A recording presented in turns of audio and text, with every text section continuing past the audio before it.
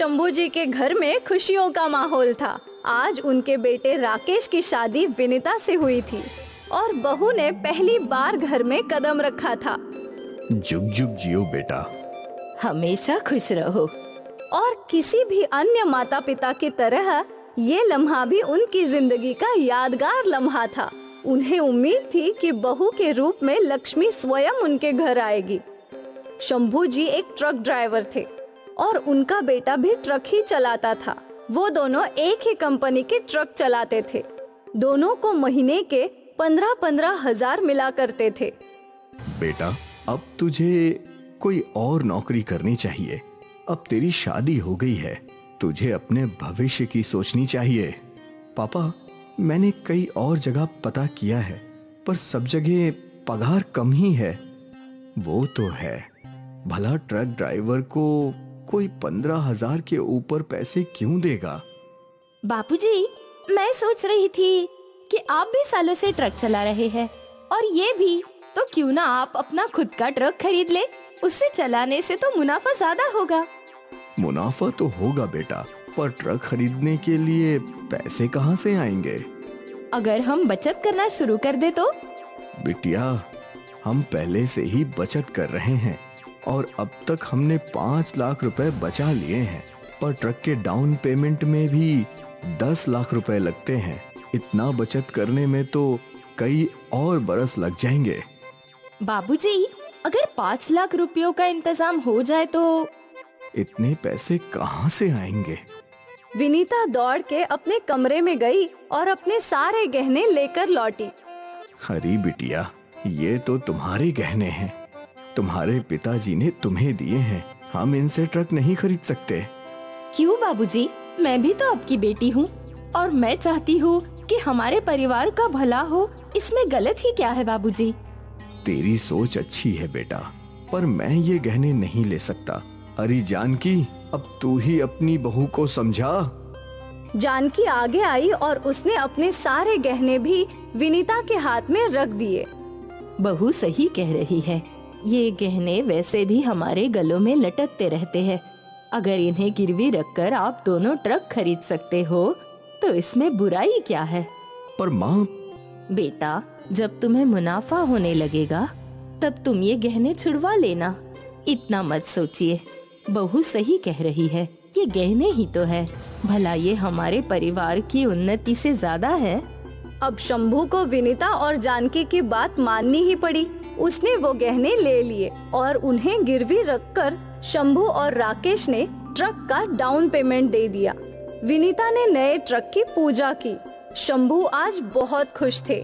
वो कितने सालों से ये सपना देख रहे थे कि उनका खुद का ट्रक होगा।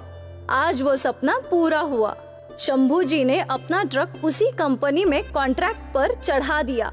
पहले उन्हें पगार 15,000 मिलती थी, पर अब ट्रक का भाड़ा उन्हें 1 लाख रुपए मिला। बेटा, ट्रक की EMI 45,000 है। हमारे घर का खर्चा 20,000। ये बचे हुए पैसे तुम सोनार को दे आओ। जी। हर महीने राकेश सोनार को 45,000 रुपए देने लगा। उनके घर पर सब कुछ ठीक चल रहा था। शंभू दिन में ट्रक चलाते तो राकेश रात में। ऐसा करके मिल बांटकर दोनों बाप बेटे काम कर रहे थे। ऐसा करते करते 11 महीने बीत गए। शंभू ने अपनी बीवी और बहू के गहने छुड़वा लिए। ये लो बिटिया, तुम्हारे गहने। अरे, ये तो इतने जल्दी वापस आ गए। और पता है विनीता, अगले महीने से हमारे पास हर महीने 55,000 की आमदनी होगी। ये तो बहुत अच्छा है। पर बाबूजी, मैं सोच रही हूँ हमारे पास जो एक्स्ट्रा पैसे हैं, क्यों ना हम उसे ट्रक का लोन देने में ही इस्तेमाल करें। इससे ट्रक का लोन भी जल्दी से जल्द पूरा हो जाएगा। बात तो तुम्हारी 16 आने सही है बेटा। तुम बहुत ही समझदार हो। अगले महीने से शंभू जी ने ट्रक के लोन में ज्यादा पैसे भरने शुरू कर दिया। ऐसे देखते ही देखते 1 साल बीत गया। ट्रक का पूरा लोन खत्म हो गया। सोचा नहीं था कि इतनी जल्दी हम ट्रक का लोन खत्म कर पाएंगे। बिटिया, ये सब तुम्हारी समझदारी से हुआ है।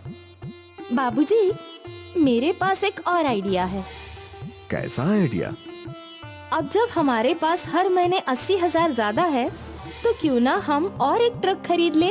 हाँ, शंभू को ये आइडिया भी पसंद आया। कुछ दिनों बाद शंभू ने दूसरा ट्रक खरीदा। इसे भी गोडाउन में कॉन्ट्रैक्ट पर लगा दिया। अब वो महीने के 2 लाख रुपए कमा रहा था, जिसमें से 1.5 लाख वो नए ट्रक की लोन में दे रहा था। अरे बिटिया, हमको ये बताओ, तुम्हारे दिमाग में आइडिया आता कहाँ से है? अब ये तो हमको भी पता नहीं है बाबूजी। राकेश का भाग्य अच्छा है कि उसे तुम जैसी जीवन साथी मिली है। तुम साक्षात लक्ष्मी हो, लक्ष्मी। अगले कुछ महीनों में शंभू जी ने एक बंगला खरीद लिया। अब उनके कई ट्रक थे। अब वो कोई मामूली ड्राइवर नहीं, बल्कि एक ट्रक ट्रांसपोर्ट कंपनी के मालिक थे। अरे बाबूजी, आप ऑफिस जाते जाते मुझे छोड़ देंगे क्या? अरे बिटिया, पर मैं तो ऑफिस भी ट्रक में ही जाता हूँ। तू बाजार ट्रक में गई तो लोग हंसेंगे। हंसेंगे तो हंसने दो। जब आप ट्रक में ऑफिस जा सकते हैं, तो मैं ट्रक में बाजार क्यों नहीं जा सकती बाबूजी?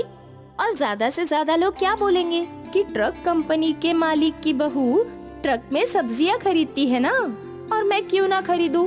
इतने सारे ट्रक है हमारे। चल ठीक है, बैठ जा।